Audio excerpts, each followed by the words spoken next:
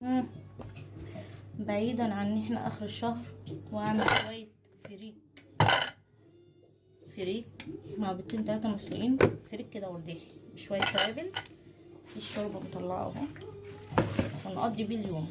ليه؟ عشان احنا في اخر الشهر. رحنا كشفنا عند الدكتور سنان.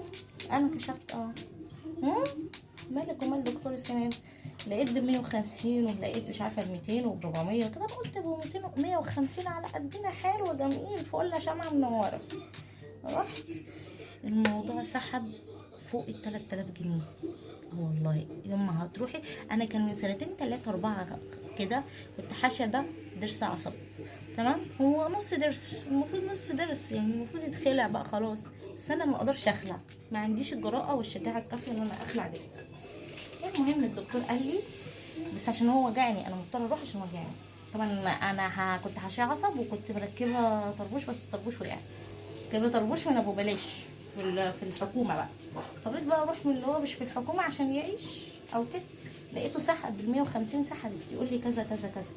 قال لي في ايه؟ في خراج في ضرسي، تمام.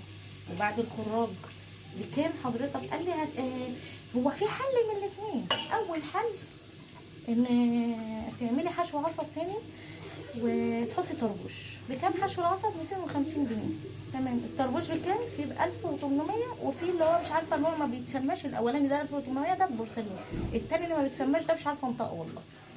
قال لي ب 3225 3300 حاجه كده، 3000 معاك، 3000 بشويه. قلت له لا، ما انا قال لي تخلعي الضرس وتعملي اعاده مش عارفه زرع مش عارفه ايه.